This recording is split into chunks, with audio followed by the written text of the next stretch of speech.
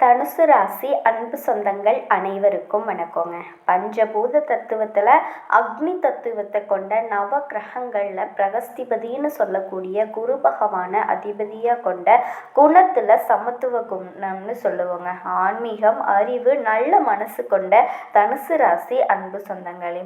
பொதுவாக தனுசு ராசிக்காரங்க அப்படின்னா நல்லவங்க, வல்லவங்க இதெல்லாம் விட்டுருவோங்க. பொதுவாக நம்மளையே எடுத்துக்குவோம். குணத்தில் உங்கள் அப்பா மாதிரி இருக்க, உங்கள் அம்மா மாதிரி இருக்க, உங்கள் தாத்தா மாதிரி இருக்க, உங்கள் பாட்டி மாதிரி இருக்க, இப்படியெல்லாம் அடையாளப்படுத்துவாங்க இல்லையா? ஆனால் தனுசு ராசிக்காரர்களை தான் தெய்வத்தோட கம்பேர் பண்ணுறேங்க. சில நேரங்களில் நம்ம மனசை வச்சு நம்ம கேள்வி கேட்கும், ஒருவேளை நம்ம தப்பாக இருப்போமோ அந்த மாதிரி வரும் இல்லையா? ஸோ அந்த மாதிரி மனநிலை என்னைக்காவது தனுசு ராசி சந்திச்சிருக்கீங்களா? நான் சொல்கிறேன், கேட்டுக்கோங்க. உங்களுக்கு அதிர்ஷ்டம் தரக்கூடிய தெய்வமும் வெங்கடாச்சலபதி தான், உங்களுக்கு பொருத்தமான குணமும் வெங்கடாச்சலபதி தான். ஏன் அப்படின்னா குருவோட அருள் நிதி வெள்ளம் ஆசையை நிறைவேற்றி கொடுக்கறது. ஓகேங்களா? இது தனுசு ராசி கிட்ட இருக்குங்க. அதாவது தான் கிட்ட பணம் இருந்தால் தன்னை சார்ந்தவங்களை நல்லா வளமாக வச்சுக்குவாங்க. ஏன் என்ன அப்படின்னெல்லாம் யோசிக்கவே மாட்டாங்க. அள்ளி கொடுக்கறதுல வள்ளல்கள். அதே போல் மற்றவங்க ஆசையை நிறைவேற்றி பார்க்கறதுல சந்தோஷமும் இருக்கும். எல்லாமே நல்லா இருக்கணும்னு நினைக்கக்கூடிய குணம். இதில் தட்சிணாமூர்த்தியை உங்கள் கூட கம்பேர் பண்ணுறேங்க. ஏன்னா அறிவு, ஞானம், கற்றல், ஆன்மீகத்தில் முன்னேற்றம், தாங்கிட்ட கற்றுக்கிட்ட வித்தைகள் அத்தனையும் அழகாக மற்றவங்களுக்கு சொல்லி கொடுப்பாங்க. அதாவது நமக்கு மட்டும்தான் ஒரு விஷயம் தெரியணும் அப்படியெல்லாம் யோசிக்க மாட்டாங்க. நான் நல்லா இருக்கேனா, நான் கஷ்டப்பட்டு கற்றுக்கிட்டேன், நீ அந்த கஷ்டப்படாதப்பா, நான் சொல்லித்தரேன் அப்படின்னு சும்மாவா தனுசு ராசிக்கு வில்லும் அம்பும் சொல்லுங்க. எண்ணிய இலக்கை அடையிற வரைக்கும் ஓய மாட்டாங்க. அதுக்காக உண்மையா உழைப்பாங்க, நேர்மையான முறையில். இதோட முருகப்பெருமானுக்கு நான் உங்களை அடையாளப்படுத்துறேங்க. ஏன் அப்படின்னா பகைன்னு வந்துட்டா உங்க கூட மோதுறதுக்கு யாராலையுமே முடியாதுங்க. தடை தாமதம்னு வந்துட்டா அதை மீறி செய்வேன் அப்படின்னு வரக்கூடியவங்க. போராடும் குணம் கொண்டவங்க. அதே மாதிரி தைரியம் அதிகம், தன்னம்பிக்கை அதிகம். நம்மளால முடியாது அப்படின்னா மற்றவங்களாலையும் முடியாது, மற்றவங்களால முடியாததா அது நம்மளால முடியும். இதுதான் தனுசு ராசி. மற்றவங்கெல்லாம் நினைப்பாங்க ஓவர் ஆட்டிடியூட் காட்டுறான்ப்பா அப்படின்னு மற்றவங்க பழிச்சு பேசுவாங்க. ஆனால் அதை பற்றி எல்லா தனுசு ராசி ஒரு நிமிஷமும் யோசிக்கவே மாட்டாங்க. செஞ்சு காட்டுறேன், அப்புறம் பேசிக்கிறேன் அப்படின்னு மனசுக்குள்ளேயே திட்டமிடுறதிலும் செயல்படுறதும் அதிகங்க. அதே மாதிரி துர்க்கை அம்மனையும் பராசக்தியையும் நான் சொல்கிறேங்க. உங்களுக்கு நிகராக வைக்கிறேன். எதிரிகளை அடைக்கக்கூடிய சக்தி. அதே போல் கோபம் வந்துச்சுன்னா எரிமலை மாதிரி வெடிச்சு திடீர்னு கோபம் வருங்க. அந்த கோபத்தில் 1000 அர்த்தங்கள் ஒளிஞ்சிருக்கும். பார்க்குறவங்களுக்கு தெரியும் சட்டுன்னு கோபப்படுறான் பாவம் அப்படின்னு. ஆனால் உண்மையாகவே ஆழமான அர்த்தம், ஆழமான கோபம் கொண்டவங்க. அதே மாதிரி ஒருத்தவங்க மேலே பகை வந்துருச்சு, கோபம் வந்துருச்சு, இல்லை ஒருத்தவங்களை எதிரியாக நினச்சிட்டாங்க அப்படின்னா ஜென்மத்துக்கும் அவங்கள மன்னிக்கவே மாட்டாங்க. ஆனால் அவங்களுக்கு ஏதாவது ஒரு உதவினா கண்டிப்பாக போய் செய்வாங்க.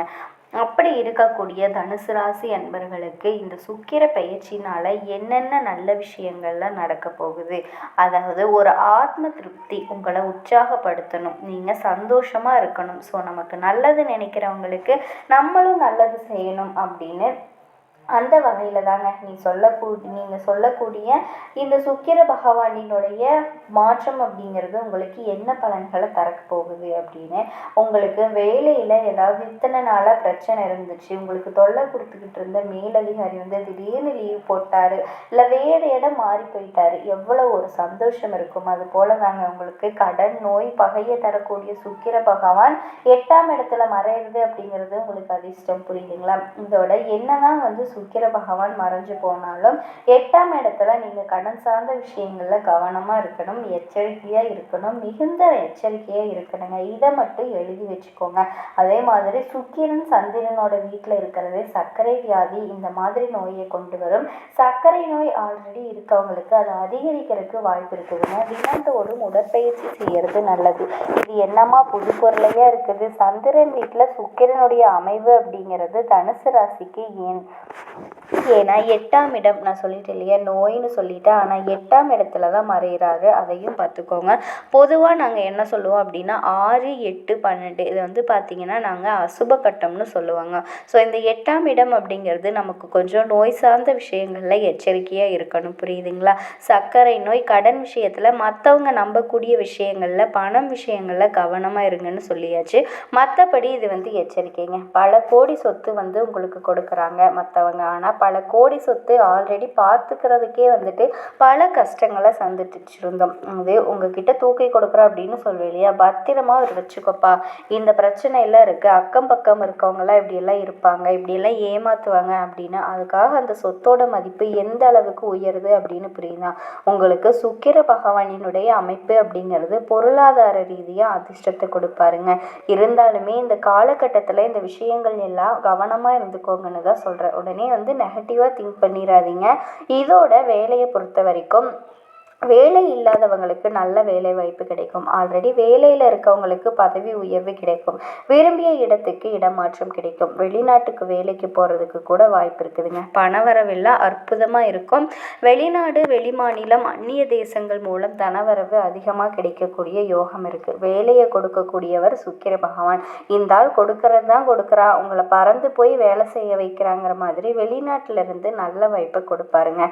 போயிட்டு வாங்க, வெற்றி நிச்சயம். ஸோ விரும்பிய வேலை வெளிநாட்டிலையும் சரி வெளிமாநிலையும் சரிங்க கிடைக்க போகுது. பணவரவையில் தாராளமாக கிடைக்கும். காப்பீடு, பங்கு சந்தை இந்த மாதிரி விஷயங்கள்லையும் தனவரவு கிடைக்கும். ஆண்களாக இருந்தால் பெண்கள் விஷயத்துலையும், பெண்களாக இருந்தால் ஆண்கள் விஷயத்துலையும் கவனமாக இருக்குங்க. 8, 11 இணையிறப்ப திடீர் லாபம் ஏற்படும். இதோட பொருளாதாரம் சார்ந்த விஷயங்களில் எந்த விதமான பாதிப்பும் வராது. கடனில் இருக்கியா, கஷ்டப்படுறியா, சரியான வருமானம் இல்லையா, ஆனால் அது எல்லாமே அப்படியே மாறிடுங்க. நல்ல வேலை கிடைக்கும், நல்ல சம்பளம் கிடைக்கும், திடீர்னு பணம் கிடைக்கும். திடீர்னு உங்ககிட்ட வாங்கிட்டு ஏமாற்றிட்டு போன பணம் கூட திரும்பி வரும். எதிர்பாராத பணம் வந்து சேருங்க. எதிர்பார்த்த பணம், இப்படி பணம் சார்ந்த விஷயங்களில் சுக்கிரன் தனுசிற்கு யோகத்தை கொடுக்குறாரு. அதே மாதிரி உணர்வுகள், அகம் சார்ந்த பிரச்சனைகள் வர்றதுக்கு வாய்ப்பு இருக்குது. ஸோ இந்த இடங்கள் எல்லாம் என்ன பண்ணணும் அப்படின்னா, மற்றவங்களுக்கு வாக்கு கொடுக்கறது, மற்றவங்கள நம்புறது, இதையெல்லாம் வந்துட்டு இடம் கொடுக்கக்கூடாதுங்க. முக்கியமாக காதல் விவகாரங்களில் தனுசு ராசி ரொம்ப ரொம்ப கவனமாக இருக்கணுங்க. மனசளவில் உறுதியாக இருக்க பழகிக்கோங்க. ஆன்மீகம், யோகா, தியானம் இது எல்லாமே வந்து உங்களுக்கு மன வலிமையை மேம்படுத்துகிற ஒரு விஷயம். இதெல்லாம் செய்யறதை விட எனக்கு ஏதாவது வழிபாடு இருந்தால் சொல்லிடுமா அப்படின்னு கேட்டிங்கன்னா, மனசையும் உடலையும் வழிபடுத்துறதுக்கு ஆஞ்சநேய பெருமான சனிக்கிழமைகளில் வழிபாடு செஞ்சீங்க அப்படின்னா நல்லதுங்க. அதே போல் தினமும் முடிஞ்சால் ஒரு 108 முறை ஸ்ரீராம ஜெயம் எழுதுங்க. அனுமனுடைய முழு அனுகிரகம் உங்களுக்கு கிடைக்கும். மன வலிமை என்ன பண்ணாலுமே ஒரு கை பார்க்கலாம் அப்படிங்கிற ஒரு தைரியம் வரும். இதோட உத்தியோகத்தில் இருக்கீங்க அப்படின்னா வேலையில் மாற்றம், பதவி உயர்வு கிடைக்கும். ஆளுமை திறன், தலைமை பண்பு இது போன்ற சிறப்பு உங்களுக்கு கிடைக்குங்க. இதோட உங்கள் அதிபதினு சொல்லக்கூடிய குரு, இவர் வந்துட்டு உங்களுடைய லாபஸ்தானத்தை பார்க்குறாரு. இதனால நீங்கள் செய்யக்கூடிய தொழிலில், அறிவு சார்ந்த தொழிலாக இருந்துச்சு அப்படின்னா நன்மைகள் அதிகமாக கிடைக்கக்கூடிய காலகட்டம். தொழில் சார்ந்த விஷயங்களில் நன்மை இருக்குது. அதே போல் சினிமா துறையில் இருக்கவங்களுக்கும் கொஞ்சம் அலைச்சல், டென்ஷன் இருக்கும். ஆனால் அதுலேயும் உங்களுக்கு தனவரவு தாராளமாக கிடைக்குங்க. எதிர்பார்த்த லாபம் கிடைக்கும். புதிய ஒப்பந்தங்கள், வீடு, இடம் வாங்கக்கூடிய யோகம் இருக்குது. ஜவுளி தொடர்பான வேலையில் இருக்கவங்களுக்கு வெளிநாடு ஒப்பந்தங்கள் கிடைக்கும். குறிப்பாக குருவினுடைய நட்சத்திரத்தில் சுக்கிர பகவான் பயணிக்கிறதுனால வீடு, இடம் வாங்கக்கூடிய யோகம் ஏற்படுதுங்க. ஆல்ரெடி வீடு இருக்குது, பழைய வீடு இருக்குது அப்படின்னா அது வந்து புனரமைச்சிருவீங்க, வீடு மாறுவீங்க, வீடு கட்டுவீங்க. இது போன்ற எண்ணங்கள் இருந்துச்சு அப்படின்னா இதை கழிக்குங்க. எதிர்பாராத விதமாக திடீர் அதிர்ஷ்டங்கள் கிடைக்கும். வண்டி, வாகனம், அசையா சொத்துக்கள் வாங்கக்கூடிய யோகம் இருக்குது. அதே மாதிரி ஆவணம் தொடர்பான விஷயங்களை ஒரு முறைக்கு 2 முறை ஆய்வு செய்யறது நல்லதுங்க. இப்போதான் இருக்கே சொத்துக்களை வாங்கி போடுவோம், அந்த சொத்து முன்னாடி யார் வச்சுருந்தா இப்போ யார் பேரில் இருக்குது, அதை வாங்கினா நமக்கு நல்லதா இல்லை ஏதாவது வில்லங்கம் இருக்கா, இது எல்லாத்தையுமே பார்க்க மாட்டாங்க. இந்த பேப்பர் ஒர்க் அப்படிங்கிற விஷயத்த வந்து தனுசு ராசி ஏமாந்துருவீங்க. ஸோ எல்லா விஷயத்தையும் செக் பண்ணிக்கோங்க. இல்லை வீட்டில் இருக்கவங்க பார்த்துட்டாங்க, தெரிஞ்சவங்க பார்த்துட்டாங்க, ஃப்ரெண்ட்ஸு சொன்னாங்க, தெரிஞ்ச புரோக்கர் இப்படியெல்லாம் பண்ணீங்க அப்படின்னா கண்டிப்பாக ஏமாந்துருவீங்க. எது வாங்கினாலும் சரி, ஒரு குண்டூசி வாங்கினாலும் அதனோட விலை என்ன, அதுக்கு ஜிஎஸ்டி ஏதாவது இருக்கா, இப்படி எல்லாத்தையுமே ஆராய்ச்சி பண்ணி வாங்குறது சிறப்புங்க. இதோட தொழிலை பொறுத்த வரைக்கும் இந்த காலகட்டத்தில் சனியோட நட்சத்திரத்தில் தொழில் ரீதியாக சில மாற்றங்கள் செய்யக்கூடிய அமைப்பு இருக்குங்க. சுக்கிரனும் புதனும் 2ஆம் இடத்தை பார்க்கறதுனால பணத்தை பெறக்கூடிய எண்ணங்கள் உண்டாகும். பேச்சு இது எல்லாமே வந்து தொழில்களில் வந்து சிறப்பு இருக்குங்க. குறிப்பாக இந்த அக்கௌண்டிங், ஆடிட்டிங், இந்த கணினித்துறை எல்லாமே அற்புதமான ஏற்றத்தை பார்க்க முடியும். அதே போல் திருமணம் சார்ந்த சுபகாரியங்கள் வந்து நடக்குங்க. இதுக்கு முன்னாடி ஏதாவது தடை இருந்துச்சு அப்படின்னு நினச்சிக்கிட்டு இருந்தீங்க அப்படின்னா இனி வரக்கூடிய நாட்களில் அந்த தடை எல்லாமே விலகி, பிரச்சனை எல்லாமே விலகி நல்லதொரு திருமண வரன் வந்து அமையுங்க. குடும்ப விவகாரமாக இருந்தாலும் தொழில் ரீதியாகவும் உங்களுக்கு கண்டிப்பாக நல்லது நடக்கக்கூடிய காலகட்டமாக தாங்க இந்த காலகட்டம் உங்களுக்கு இருக்குது. கால புருஷ சக்கரத்தில் 9வது ராசியாக வலம் வரக்கூடிய வில்லையும் அம்பையும் தனது ராசி சின்னங்களாக கொண்ட தனுசு ராசி அன்பு சொந்தங்களுக்கு வணக்கங்க. பொதுவாக தனுசு ராசிக்காரங்கன்னா யாருங்க? நினச்சதை சாதிக்கக்கூடியவங்க. எப்பேற்பட்ட சோதனைகள் வந்தாலும் சரி, எத்தனை பேர் எதிர்த்து நின்னாலும் சரி, முடியாதுடா நீ அவ்வளவுதான்டா அப்படின்னு சொன்னாலே சரி, முடியாத விஷயத்தை கூட முடிச்சு காட்டுறது தான் தனுஷோட பழக்கம். எதையுமே பாசிட்டிவாக திங்க் பண்ணுவீங்க. இதனாலேயே உங்கள் எல்லாருக்கும் பிடிச்சது உண்டு. வேலையும் எல்லாருக்கும் பிடிக்காமல் இருந்தால் கூட அதை நீங்கள் மாற்றிடுவீங்க. இதுவாகவும் இருக்கும். எப்படிடா இவன் மட்டும் எல்லாம் என்ன நடந்தாலும் சூப்பராக சமாளித்து நிற்கிறானே, லட்சமாக இவ்வளவு நஷ்டமாகி போச்சு, இவனோட நிலைமை நமக்கு இருந்தால் நம்ம அவ்வளோதான் தூக்கில் தொங்கி இருப்போம் போல். தப்பாக எடுத்துக்காதீங்க. அதாவது தன்னோட வாழ்க்கையை முடிச்சுக்கக்கூடிய கஷ்டங்களை கூட தனுசு அனுபவிச்சிருக்கும். ஓகேவா? அப்போவும் இல்லைடா இதை விட்டுறக்கூடாது, ஒரு கை பார்க்கலாம் அப்படிங்கிற மாதிரி எந்திரிச்சு நடப்போடுவீங்க. இதுதான் தனுசு ராசி. அதெல்லாம் இருக்கட்டும்மா, இப்போ எதுக்கு இதெல்லாம் பேசிகிட்டு இருக்க? எங்களை பற்றி எங்களுக்கு தெரியாதா? நீ என்ன சொல்ல வர? அதுதாங்க இந்த பதிவே. உங்களுக்கு பிரம்மன் எழுதிய தலைவிதி என்ன? சாதகமான விஷயங்கள் எப்போ நடக்கும், பாதகமான விஷயங்கள் எப்போ நடக்கும், நீங்கள் செய்ய வேண்டிய வழிபாடு, பரிகாரம், நல்லது கெட்டது எல்லாத்தையும் தெரிஞ்சுக்கலாங்க. தனுசு ராசி நீங்கள் வந்து பார்த்தீங்கன்னா எதிர்காலத்தை பற்றி கவலைப்பட மாட்டீங்க. எதிர்காலத்தை நான் தான் தீர்மானிப்பேன் அப்படிங்கிற மாதிரி நடை போடக்கூடியவங்க, செயல்படுத்தக்கூடியவங்க, திட்டம் போடக்கூடியவங்க. கண்டிப்பாக மறுக்க மாட்டேங்க. இருந்தாலும் இப்படி நீங்கள் முன்னெச்சரிக்கையாக செயல்பட்டுமே கூட சில இடங்களில் தோல்வியை சந்திச்சிருக்கீங்க. நிறைய தோல்விகள், அதாவது 1000 வெற்றிகள் 1-2 சொற்பமாக இருக்கு இல்லையா? அந்த 1000 தோல்விகள்லேயுமே வெற்றி அடையக்கூடிய சூட்சமத்தை தான் இந்த பதிவில் நான் தர போகிறேங்க. உங்கள் ராசியை பொறுத்த வரைக்கும் பொதுப்படியான நிறைய விஷயங்கள் தெரிஞ்சுக்க போகிறீங்க. சூட்சமங்கள் நிறைய இருக்குங்க, ஸ்கிப் பண்ணாமல் பாருங்கள். குருவை அதிபதியாக கொண்ட தனுசு ராசி. உங்கள் ஸ்திரமும் சொல்லலாங்க, சரமும் சொல்லலாம், ரெண்டுமே கலந்த ராசி. இதனால் உங்களை என்ன சொல்லுவோன்னா உபய ராசின்னு சொல்லுவோங்க. முதல்ல சரம்னா என்ன, ஸ்திரம்னா என்ன? சரம் அப்படின்னா வேகமாக செயல்படுறது, ஏன்னா இதெல்லாம் யோசிக்க மாட்டாங்க. அதே மாதிரி ஸ்திரம் அப்படின்னா நிலையானவங்க, பொறுமையாக செய்யலான்னு உக்காந்துட்டு இருப்பாங்க.